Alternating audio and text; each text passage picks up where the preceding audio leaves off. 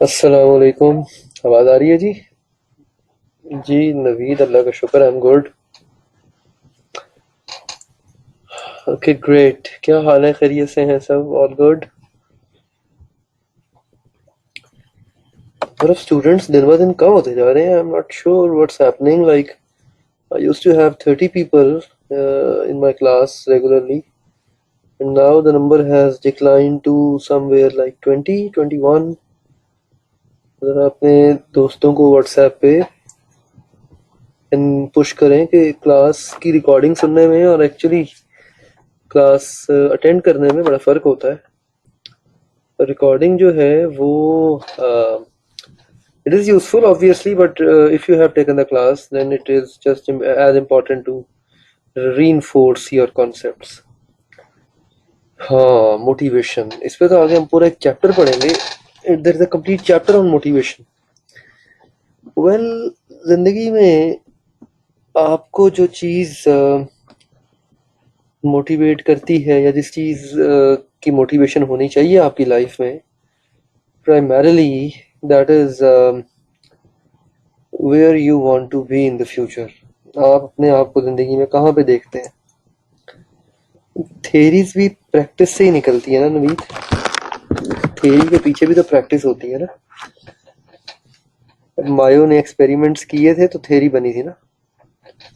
तो actually theories जो है वो हवा से नहीं आती, उनके पीछे भी प्रैक्टिस होती है। तो अगर आप उनकी प्रैक्टिस को समझेंगे तो you will get to know कि थेरीज भी आपको काफी हद तक हेल्प आउट करती हैं। वेल हाँ, ये तो नहीं पता कि मायो कौन है, लेकिन मायो ने काम क्या किया था उसके हमें काम का तो पता है ना obviously.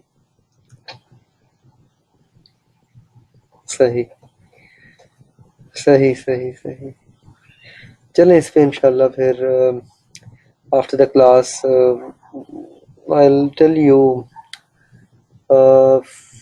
few things which can be of grave help. ठीक है जी? Okay, let's wait for a few minutes and then we will start. बिल्कुल, you are right.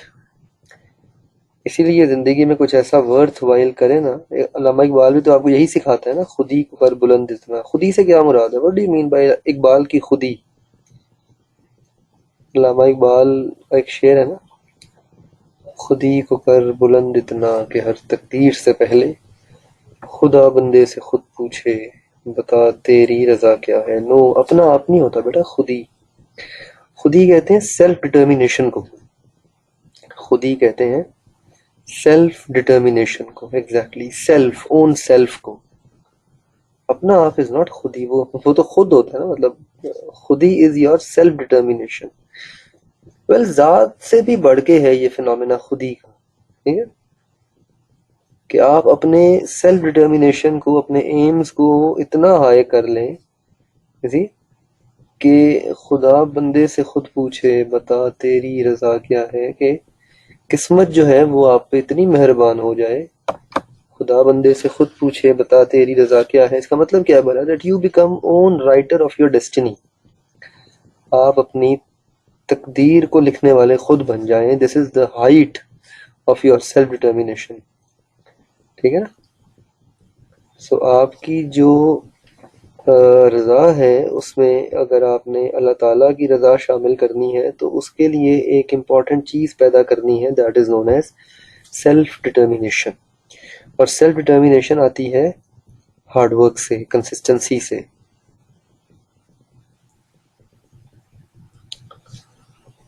वो चैलेंजेस ओवरकम करेंगे तो उस लेवल पे आएंगे ना कि अपनी तकदीर को आप खुद ट्रांसफॉर्म करने के काबिल हों। द इम्पॉर्टेंट थिंग इज कि वो जो चैलेंजेस हैं उनको ओवरकम कैसे करेंगे। ऑब्वियसली चैलेंजेस जब तक ओवरकम नहीं करेंगे things will not change, life will not change. मैं एक जगह पढ़ रहा था, लिखा हुआ था, किसी ने बड़ी प्यारी बात लिखी हुई थी। कहते हैं कि if you will keep on doing what you have been doing you will keep on getting what you have been getting. जो करते रहे हैं वो करते रहेंगे, तो जो मिलता रहा है वो मिलता रहेगा। Very simple fact. If you want to bring some change, you have to change yourself first. आप चाहते हैं ना कि आप पढ़ाई में कामयाब हो, तो देखें कि ऐसा क्या है जो आपको चेंज करना है अपने अंदर, अपनी रूटीन के अंदर, अपने मामलात के अंदर, and then you will get to change the things the way you like. Okay? तो आज दो मेन फैक्टर्स हैं हमारे. Number 1 we have technological factors and number 2 we have ecological factors. ठीक है जी. टेक्नोलॉजिकल फैक्टर, टेक्नोलॉजी के क्या इम्पैक्ट होता है. That's a very interesting phenomena. अच्छा, मैं देखता हूँ माशाल्लाह क्लास में लोग काफ़ी सारे होते हैं, लेकिन very few people interact. For example, I have never seen Farrukh Rashid interacting. I have never seen Hassan Javed talking, Jahazeeb, महक नज़ीर. ये वो लोग हैं जो खामोशी से सुनते हैं. I would suggest कि आप लोग भी questions put किया करें. Try to come up with the questions and try to be active. बाकी लोग जो हैं माशाल्लाह they are quite active in the class. So this is let's just make it a physical classroom rather than a virtual classroom. ठीक है. Okay. Technology basically has replaced humans for mechanical task. Mechanical task वो task है जिसमें intellect involve नहीं होता. Mechanical task are the task which does not involve any intellect. अब तो खैर intellect task के अंदर भी machines और इंसानों को computers replace कर रहे हैं. Mechanical task are the task without intellect, जिसमें डिसीजन मेकिंग नहीं होती. फॉर एग्जांपल जैसे मशीनी काम होता है, जैसे पैकेजिंग है, जैसे लेथ मशीन है फॉर एग्जांपल. ठीक है. सो कंप्यूटर्स ने बहुत सारे मेंटल टास्क और इंटेलेक्चुअल जॉब्स को भी अब रिप्लेस करना शुरू कर दिया है. Computers have started replacing so many intellectual task as well. आगे जाके हम पढ़ेंगे expert systems. For example expert system अब ह्यूमन लाइक डिसीजन मेकिंग करते हैं. So computers have deeply impacted business organisations. Computers have replaced machine for data processing like computers, information analysis like Excel softwares. Humans are now replaced to higher level intellectual tasks. Even though ये वाले जो task हैं ये अभी भी computers कुछ हद तक करने के काबिल हो चुके हैं, लेकिन स्टिल हम ह्यूमंस को अब हायर लेवल इंटेलेक्चुअल टास्क पे रखते हैं and we take computers to perform the mechanical task. हाँ, some level of high intellectual task जो है वो कंप्यूटर के थ्रू होने शुरू हो गए हैं. इसमें आ जाती है आर्टिफिशियल इंटेलिजेंस, AI. इसमें आर्टिफिशियल इंटेलिजेंस आ जाती है जो कि एक कंप्यूटर ह्यूमन ब्रेन की तरह सोचता है. ठीक है. टेक्नोलॉजी का इम्पैक्ट बिजनेस के ऊपर 3 तरह से होता है. The first is technology changes working methods. Technology से वर्किंग मेथड्स चेंज होते हैं. Secondly technology changes products and services. Technology से गुड एंड सर्विसेज चेंज होते हैं. जब मशीन्स रिप्लेस कर देंगी मैनुअल वर्किंग को तो वर्किंग मेथड चेंज हो गया. When the machine is replacing the manual working तो हम ये कह सकते हैं कि वर्किंग मेथड्स चेंज हो गए. इसी तरह टेक्नोलॉजी से नए प्रोडक्ट्स, नई सर्विसेज मार्केट में आप लॉन्च करते हैं. Nokia is a recent example that could not update its technology and could not compete its competitor. कभी Nokia was a pioneer mobile phone brand, और ज़्यादा पुरानी बात नहीं है, आज से 15-20 साल पुरानी बात है. 20 years back Nokia was the pioneer. ठीक है. इसी तरह टेलीविजन के अंदर Sony and Toshiba, they have moved towards development of latest flat screen technology, LEDs. आज भी अगर Sony black and white TV बना रहा होता तो सोनी मार्केट से बाहर जा चुका होता. ठीक है ना. तो ये दूसरा इम्पैक्ट है प्रोडक्ट्स एंड सर्विसेज के ऊपर. Technology exactly very good example हो गई. ये हम एग्जांपल पढ़ेंगे जाके 4th चैप्टर में. चेंज मैनेजमेंट में पूरा चैप्टर आएगा हमारा, उसमें हम इसके ऊपर एक छोटा सा केस पढ़ेंगे कोडैक के ऊपर. In the 4th chapter will take a small case on this. Then the impact of technology on organizational structure and strategy. ये सबसे इम्पोर्टेंट फैक्टर है. तो टेक्नोलॉजी के 3 इम्पैक्ट्स होते हैं basically. Technology impacts business in 3 main ways. Technology जो है वो बिजनेस को 3 मेन वेज में अफेक्ट करती है. Technology affects businesses in three main ways.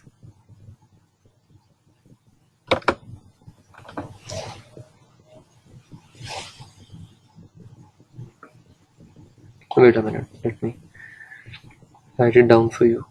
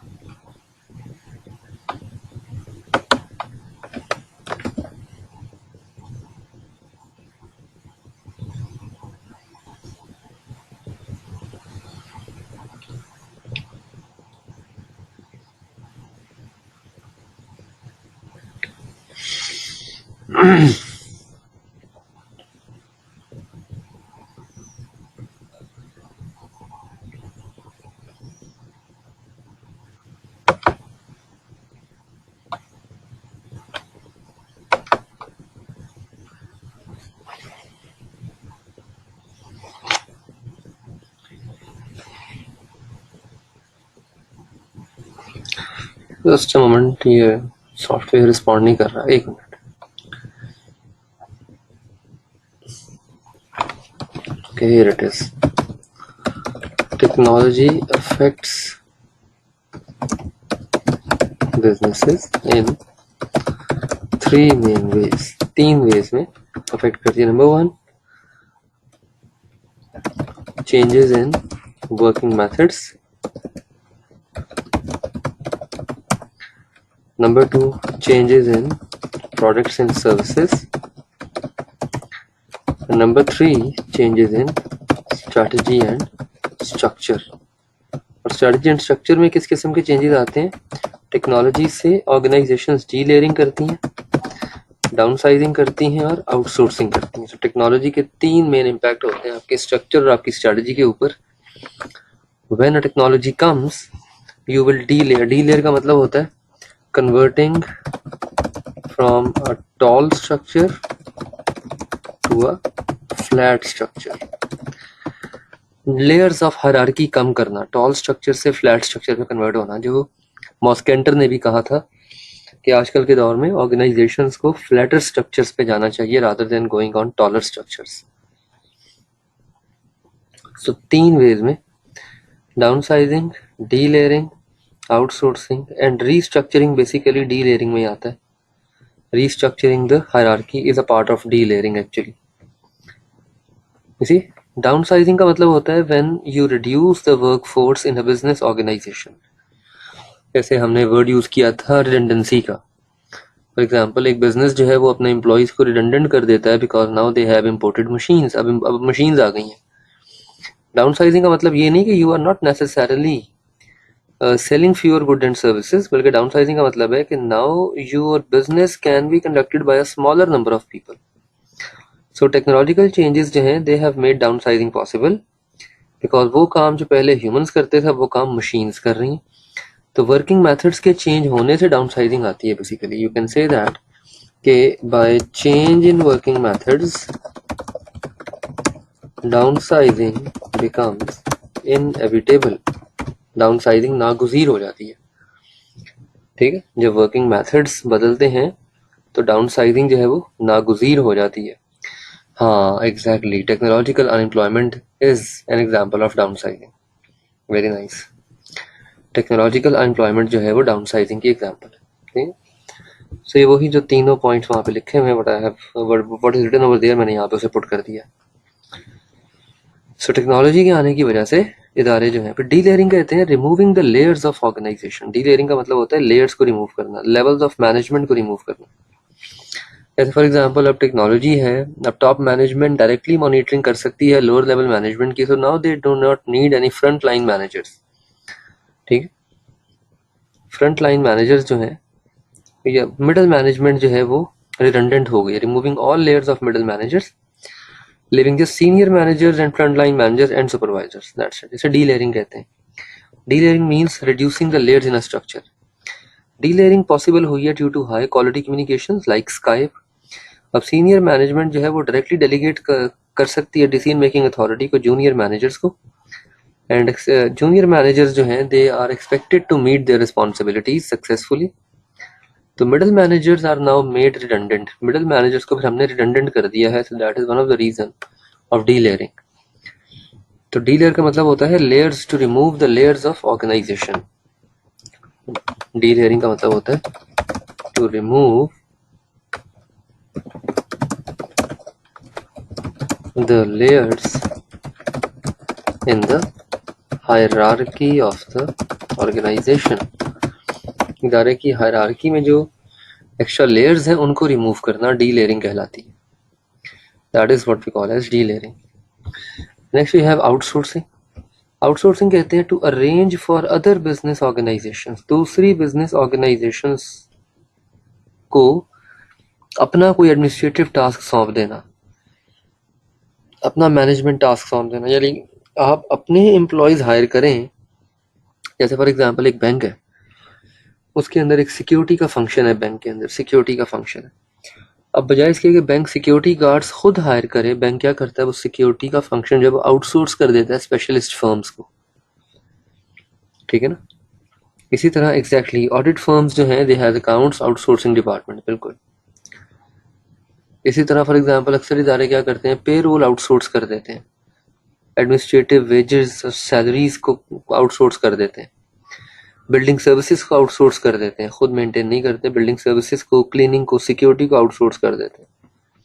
A company that produces motor cars might outsource the manufacture of almost all the component or parts, और सिर्फ in house task क्या है उनका, design, assembly, testing and marketing. That ये in house है। जैसे Honda या Toyota करते हैं, गाड़ी की डिजाइनिंग खुद करते हैं, असेंबली खुद करते हैं, टेस्टिंग और मार्केटिंग खुद करते हैं, बाकी सारे पार्ट्स आउटसोर्स हैं।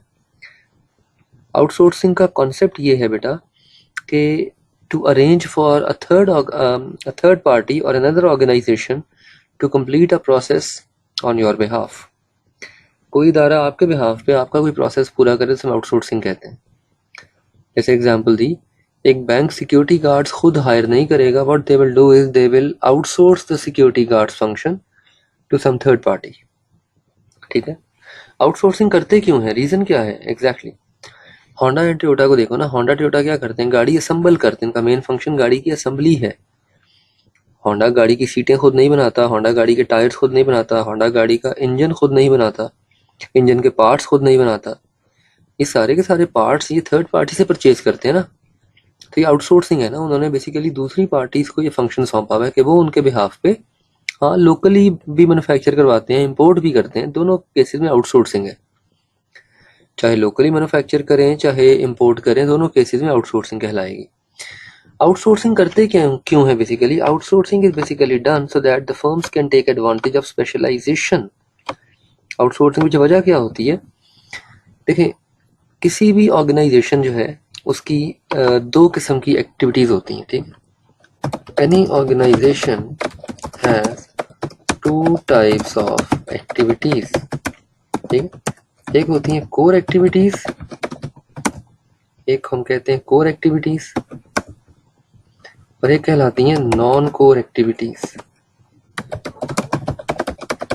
किसी भी इदारे की दो किस्म की होती हैं activities, core and non core. Core activities are the activities which are source of competitive advantage of the organization। Core activities वो हैं जो आपका competitive advantage है, that is your competitive advantage। इसका मतलब है कि firm's superior position is based on the core activity। For example, Honda's design, assembly quality, marketing are the core activities। ये core activities। Non core activities वो हैं जो secondary होती हैं। नॉन कोर एक्टिविटीज हैं वो सेकेंडरी होती हैं, यानी non core activities are not a source of your comparative advantage, they are not a source of your high profitability, ठीक। सो इदारा हमेशा नॉन कोर को आउटसोर्स करता है, कोर को अपने पास रखता है। फॉर एग्जांपल बैंक है, बैंक के अंदर जो सिक्योरिटी का फंक्शन है ये नॉन कोर है, बैंक में टीचिंग कोर है। बैंक की जो टीचिंग है ये कोर एक्टिविटी है ना, तो बैंक कभी भी टीचिंग आउटसोर्स नहीं करेगा। बैंक विल मेक श्योर कि सारी फैकल्टी खुद हायर करेगा, सारी फैकल्टी को मैनेज खुद करेगा। लेकिन अगर आप सिक्योरिटी की बात करें, फोटोकॉपी की बात करें, तो फोटोकॉपी एक नॉन कोर एक्टिविटी है। फोटोकॉपिंग एक नॉन कोर एक्टिविटी, तो बैंक फोटोकॉपी को आउटसोर्स कर सकता है। ईशा की अजान हो रही है, let's take a 2 minutes pause.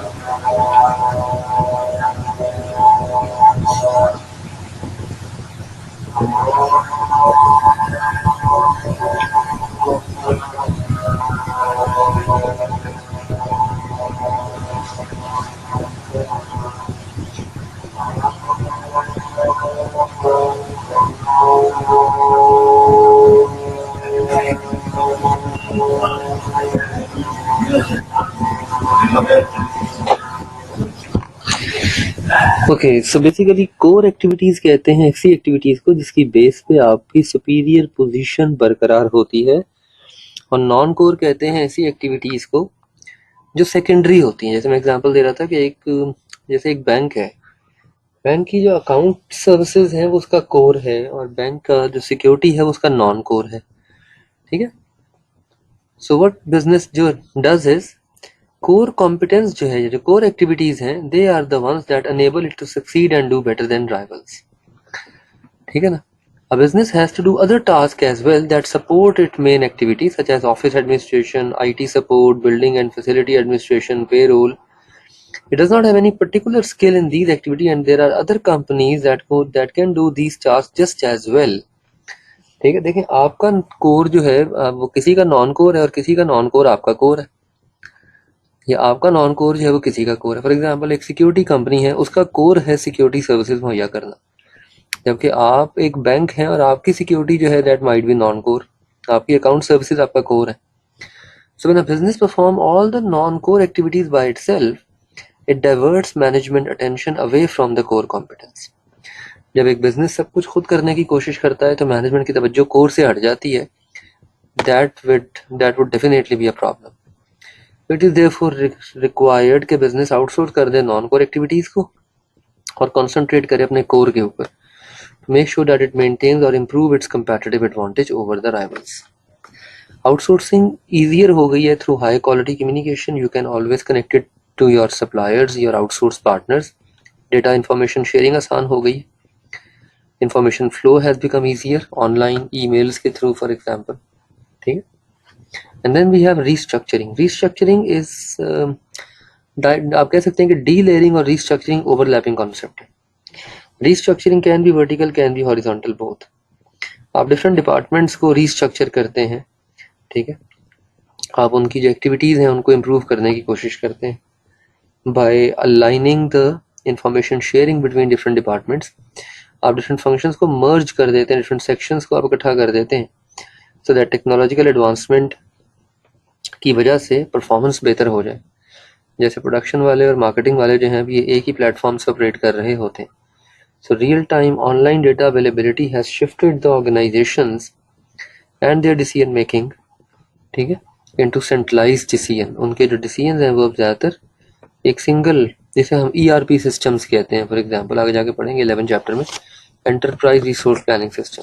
Sir ये रीस्ट्रक्चरिंग इज मेनली कमेंट्री, ये कमेंट्री है सिर्फ, ऊपर डी लेयरिंग का कॉन्सेप्ट जो है ज़्यादा इंपॉर्टेंट है। ईआरपी कहते हैं एंटरप्राइज रिसोर्स प्लानिंग सिस्टम्स को। तो आजकल ईआरपी के थ्रू अब सेंट्रलाइज्ड डिसीजन मेकिंग की जा रही है, ठीक है।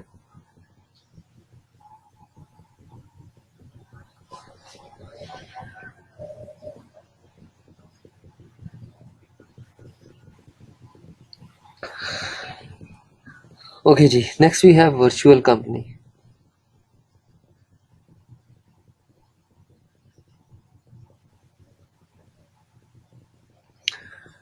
When yes, SAP is a powerful tool. SAP is an ERP basically. SAP एक ERP है, Enterprise Resource Planning tool है, and it's a very powerful tool. Oracle, SAP ये बड़े powerful tools हैं। ये सिंगल रिपोजिटरी क्रिएट कर देते हैं ऑर्गेनाइजेशन के अंदर, ठीक है। ये सिंगल रिपोजिटरी क्रिएट कर देते हैं डेटा की ऑर्गेनाइजेशंस के अंदर, और एक ही प्लेटफॉर्म से सारे के सारे फंक्शन डेटा को एक्सेस कर रहे होते हैं। आउटसोर्सिंग को जब आप एक्सट्रीम पे ले जाते हैं तो वो बन जाती है वर्चुअल कंपनी। खैर इसे तो हम थर्ड चैप्टर में जाके पूरा एक टॉपिक पढ़ेंगे। इस वक्त आप सिर्फ कॉन्सेप्ट समझ लें वर्चुअल कंपनी का, यहाँ से आप इसको बेशक प्रिपेयर ना करें, इस पे तफसील हम इंशाल्लाह जाके देखेंगे थर्ड चैप्टर के अंदर। That is very nice, that is very nice. हाँ, इसमें डिफरेंट सूट्स हैं, मार्केटिंग का है, प्रोडक्शन, इन्वेंट्री, फाइनेंशियल, ये सारे डिफरेंट इसके मॉड्यूल्स कहलाते हैं, इसे मॉड्यूल कहते हैं, ठीक है। तो एक मॉड्यूल में जब आप डेटा एंट्री करते हैं तो उसका इम्पैक्ट बाकी सारे मॉड्यूल्स पे आ जाता है, ठीक है। वर्चुअल ऑर्गेनाइजेशन कहते हैं ऐसा इदारा जिसका कोई फिजिकल हब नहीं होता, कोई ऑपरेशंस के सेंटर नहीं होते। Instead it has a network of individual who are linked by computer and telecommunication network such as internet, and these people might be part-time workers or might be self-employed individuals. A best example of virtual company is Uber और Cream, ठीक है। Uber या Cream जो है ये best example है virtual companies की। They are the best example of virtual company.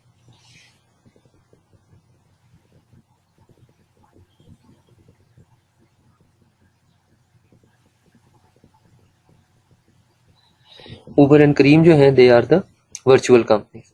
बिल्कुल, वर्चुअल यूनिवर्सिटी। अब ये देखें ना, पैक का ये जो सिस्टम है ऑनलाइन क्लासेस का, ये भी एक वर्चुअल सेटअप है ना। अब I am taking a class from my office right now, I am using my own resources. कोई ओवरहेड इस वक्त इंस्टीट्यूट बियर नहीं कर रहा, ना बिजली का बिल भर रहा है फॉर एग्जांपल, ना institute additional administrative cost bear कर रहा है, ना पीएन चाहिए, ना सिक्योरिटी चाहिए। तो अगर एक इदारा 100% वर्चुअल हो जाए अपनी सर्विसेज के अंदर, just imagine that how the thing are going to change, ठीक है। तो खैर इस पर आगे जाके हम बहुत डिटेल में पढ़ेंगे थर्ड चैप्टर में। यहाँ से सिर्फ कॉन्सेप्ट ले लें वर्चुअल कंपनी का। और हाँ, yes I am missing T, yes Indeed.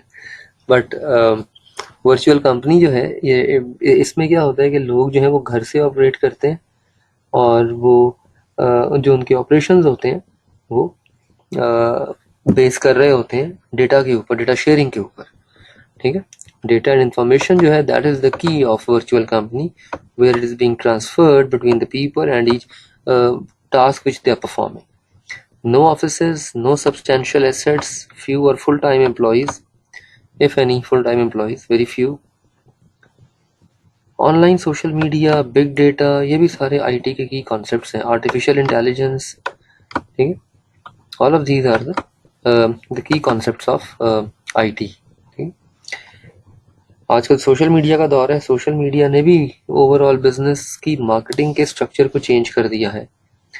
Social media has altered the marketing structure of the business, ठीक है। और बिजनेस ऑर्गेनाइजेशंस जो हैं उनके मार्केटिंग स्ट्रक्चर बहुत ज़्यादा अब सोशल मीडिया ड्रिवन हो गए हैं, ठीक है। And that is how the businesses are now making a success, कि अब उनकी जो कॉस्ट ऑफ मार्केटिंग है वो बहुत कम होती जा रही है। It's very reduce now. तो सोशल मीडिया ने बिजनेस मॉडल्स को चेंज कर दिया है। अब आजकल डिजिटल आइडेंटिटीज पैदा हो गई हैं, फेसबुक पेज, ब्रांड इमेज, ठीक है, बिल्कुल ऐसे ही। Physical interaction, traditional marketing, traditional businesses जो हैं they have a huge effect through digital social media. Newspaper ads आने कम होते जा रहे हैं आहिस्ता आहिस्ता। पहले अखबार में कितने बड़े बड़े इश्तिहार आते थे, अब न्यूज़पेपर एड्स जो है वो कम होते जा रहे हैं आहिस्ता आहिस्ता। बिग डेटा एक बड़ा इंटरेस्टिंग फिनोमेना है। बिग डेटा कहता है कि ऑर्गेनाइजेशंस कैसे लार्ज डेटा सेट्स को क्रिएट करती हैं, गैदर करती हैं, एनालाइज करती हैं और उसको कंप्यूट करती हैं पैटर्न्स को आइडेंटिफाई करने के लिए, ट्रेंड्स को आइडेंटिफाई करने के लिए, कस्टमर की प्रेफरेंसेस को आइडेंटिफाई करने के लिए। इसे बिग डेटा कहते हैं। बिग डेटा में बेसिकली एक मॉडल होता है 5 V's का। It's a 5V model. इसे 5V मॉडल कहते हैं। Volume, variety, veracity, then we have value, and one V is volume, variety, veracity, value। एक V और था खैर। इसे कहते हैं 5 V's of big data। 1 V is missing, I'll get back to it। 5V model कहलाता है कि डेटा आप कितनी स्पीडीली क्रिएट करते हैं और उस डेटा से आप कैसे पैटर्न्स को आइडेंटिफाई करते हैं। ऐसे भी बताया आजकल दौर है आर्टिफिशियल इंटेलिजेंस का। अगेन ये सारे के सारे एक एक नंबर का क्वेश्चन आ सकता है पेपर में। सोशल मीडिया का इम्पैक्ट क्या है, बिग डेटा का कॉन्सेप्ट क्या है, कैसे बिग डेटा हेल्प आउट करता है। हाँ, टॉरेंट्स, एग्जैक्टली। टॉरेंट्स तो खैर एक बैंड एक्टिविटी है। इट इज़ जिसे कहते हैं ना डार्क वेब, ये डार्क वेब है बेसिकली टॉरेंट। तो यस, बैन हो गए हैं बिल्कुल, वरना टॉरेंट्स पे पूरे पूरे मूवीज और सीजन्स भी लोग डाउनलोड करके देखा करते थे। Now they have to pay on Netflix to watch their favourite show. Think artificial intelligence. हाँ, thank you so much. Velocity, thank you so much. Thank you बेटा। It was velocity, okay. Yes, this is velocity. तो ये होते हैं 5 V's। इन्हें इन्हें कहते हैं 5 V's। They are known as 5 V's। Volume, variety, veracity, velocity and value. Data कितनी वॉल्यूम में आ रहा है, कितनी वैरायटी का आ रहा है, कितना वर्सटाइल आ रहा है, कितनी वेलोसिटी के साथ आ रहा है, ये सारा डेटा आप इकट्ठा करते हैं और उस डेटा को फिर आप यूज़ करते हैं अपनी डिसीजन मेकिंग के लिए। आर्टिफिशियल इंटेलिजेंस की सबसे अच्छी एग्जांपल है सिरी, आईफोन। इसे यूज़ किया कभी किसी ने सिरी?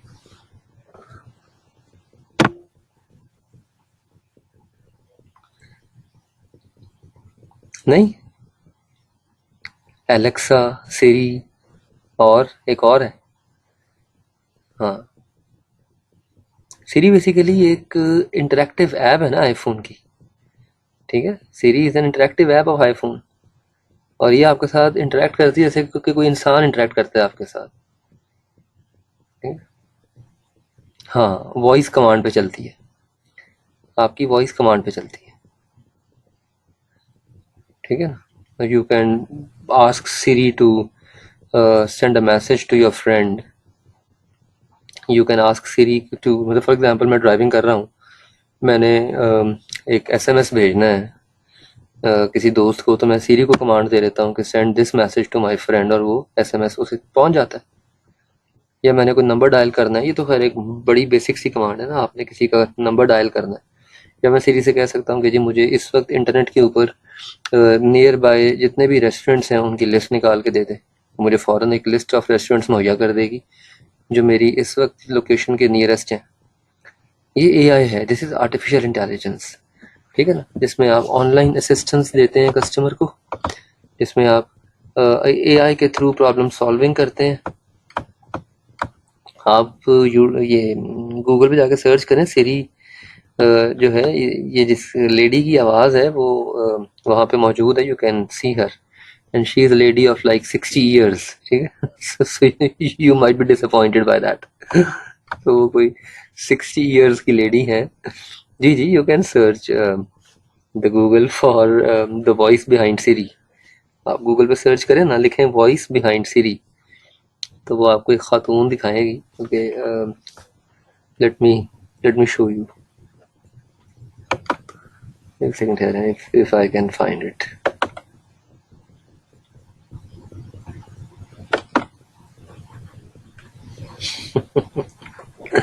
ये बेटा आप अपने अरमानों को काबू में रखें. इस वक्त आपके सारे के सारे अरमान जो है ना, they should be focused on your qualification. That's it. ठीक. एनीहाउ, सो ये बेसिकली डिफरेंट टूल्स हैं जो हम इस्तेमाल करते हैं टेक्नोलॉजी के अंदर, and all of these tools are very helpful. You see, देखा ना, ये टेक्नोलॉजी ने आपके लिए ज़िंदगी कितनी आसान कर दी है कि you need not to have visit the campus and take the classes, rather you are just sitting in your drawing rooms, your bedrooms. कोई सोफे पे बैठा हुआ है, कोई चेयर पे बैठा हुआ है, कोई बेड पे लेटा हुआ है इस वक्त आप में से. ठीक है, regardless of your physical dynamics, you are just taking the class, and that is how it works. ठीक है. तो इसके अंदर ये तमाम चीज़ें जो हैं, लो जी, क्या नाम है तुम्हारा, नवीद, ये लें, this is the voice behind Siri. ठीक, ये खातून है जिसकी आवाज़ है सिरी के पीछे. ओके ना. And she is like 65 years.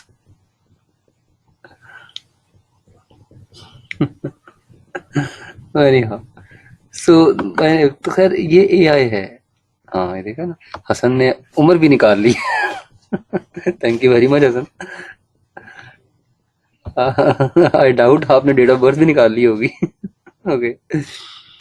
So decision making जो होती है आपकी, that is done through artificial intelligence. ठीक, is done through artificial intelligence.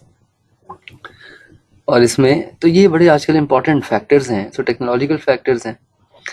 So cutting it short, technology का इम्पैक्ट बिजनेस पे 3 तरह से है: वर्किंग मेथड्स पे, प्रोडक्ट एंड सर्विसेज पे, और स्ट्रक्चर एंड स्ट्रेटजी पर. स्ट्रक्चर एंड स्ट्रेटजी में आगे फर्दर 3 चीज़ें हैं: डाउनसाइजिंग, डीलेयरिंग, आउटसोर्सिंग, और साथ रीस्ट्रक्चरिंग का भी छोटा सा एक एरिया है, just for the purpose of reading.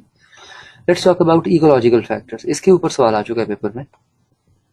A question worth 5 marks was there in the paper back in September 2016.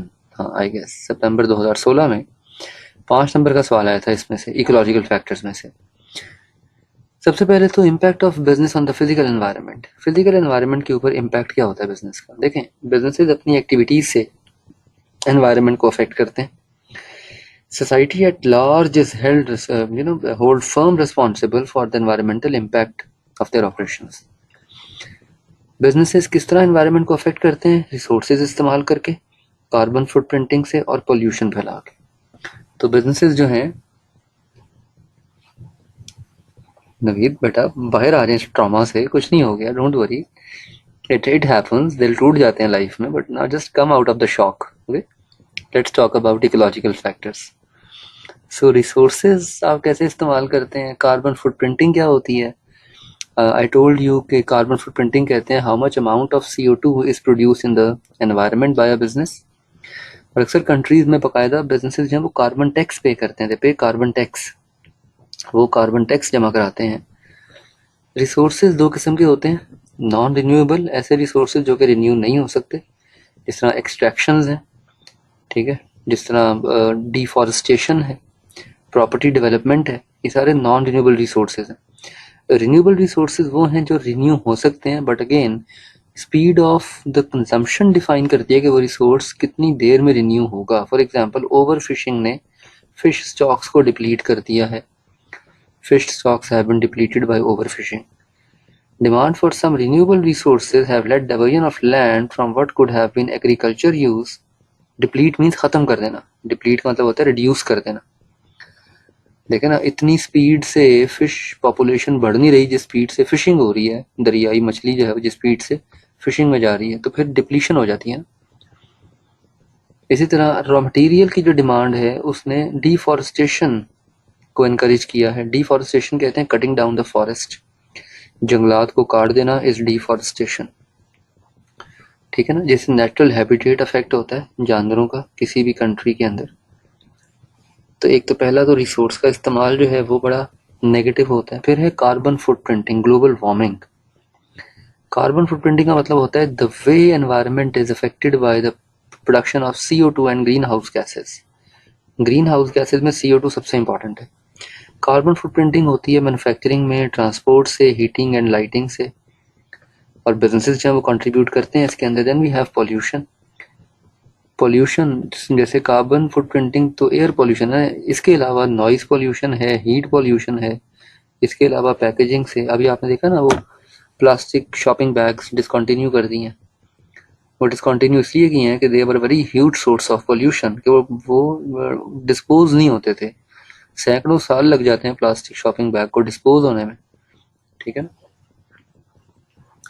ये क्वेश्चन था जी पेपर में, 5 नंबर का सवाल था, स्ट्रेट फॉरवर्ड।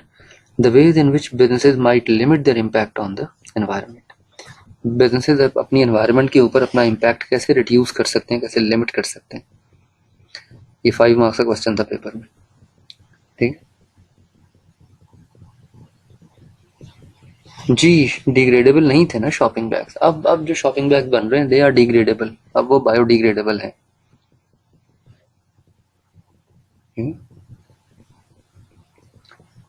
अब जो शॉपिंग बैग्स आ रहे हैं ना वो डिग्रेडेबल हैं, यानी वो डिग्रेडेबल का मतलब होता है कि खास टाइम के बाद वो अपनी फिजिकल एग्जिस्टेंस खुद ही लूज कर जाता है, खत्म हो जाता है।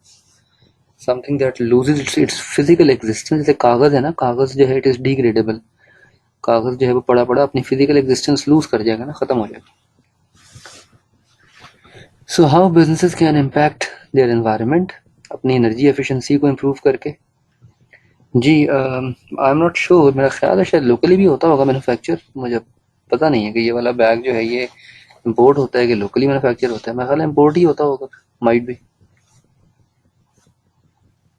हाँ बिल्कुल ऐसा ही है, ऐसा ही, क्योंकि देखो ना एक एक साथ साथ ब्लैक मार्केट भी तो चल रही होती है ना, parallelly there is a black market going on. तो आप किसी भी चीज़ को टोटली तो इरेडिकेट नहीं कर सकते ना, ख़त्म नहीं कर सकते, you can not simply do it completely. साथ साथ ब्लैक मार्केट जो है वो भी चल रही है, ठीक है। There is a phenomena of black market going on, ठीक।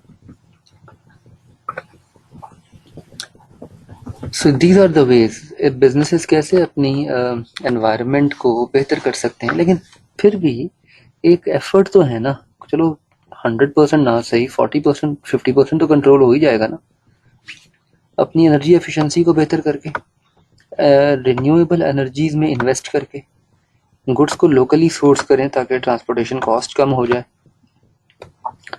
आईटी में इन्वेस्ट करें ताकि इन्वेंट्री कंट्रोल बेहतर हो, जस्ट इन टाइम पे मूव करें, वेस्ट कम हो। जस्ट इन टाइम एक टेक्निक है जिसमें आप इन्वेंट्री कम से कम करते हैं। Invest in more efficient production so that waste can be reduced again. Packaging को रिड्यूस करके जो अभी किया है ये गवर्नमेंट ने काम किया है, अभी पैकेजिंग रिड्यूस करने की कोशिश की है, ठीक है। ओके मेरा ख्याल है काफ़ी आज के लिए। इंशाल्लाह कल डिस्कस करेंगे, मतलब मंडे को डिस्कस करेंगे। अच्छा ये इसको ज़रा पढ़ लें, ये वर्ड सही कर दें। This is environmental sustainability, not economic sustainability. This is environmental sustainability on stakeholder, benefits of environmental sustainability on stakeholders, ये डिस्कस करेंगे। और उसके बाद ये क्वेश्चन है पास पेपर्स का, ये क्वेश्चन है मार्च 2018 का। इसमें सिचुएशन दी गई थी और पूरा पेस्ट एनालिसिस अप्लाई करने को कहा गया था, कहा था पूरे का पूरा पेस्ट एनालिसिस यूज़ करें। तो ये सिनेरियो बेस्ड क्वेश्चन था जिसमें ये मार्च 18 का क्वेश्चन था ये, ठीक है। And this is again a practice question, ये भी डिस्कस करेंगे हम, we'll talk about it, and then we'll jump on comparative factors on Monday, Tuesday, Wednesday. We are going to talk about it.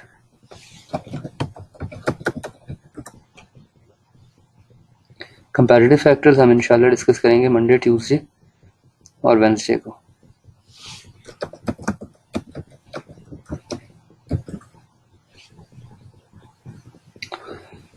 ठीक है जी। सो नेक्स्ट वीक के mid में हम chapter wind up करेंगे, लेकिन इसका हाफ टेस्ट होगा। हाँ बस, यस दिस इज अनफॉर्चुनेट मौसम। और इंटरेस्टिंगली मैंने आई कैप को पहले गलतियां निकाल के सारी उनको ईमेल की थी कि ये गलतियां आपकी टाइपो एरर्स हैं बहुत सारी किताब में, फिर सही नहीं किया उन्होंने, बट अनफॉर्चुनेट है। They didn't bother to improve these errors. I did send them. ठीक है जी, चलें let's meet on Monday. Thank you very much. अल्लाह हाफिज़। अल्लाह हाफिज़।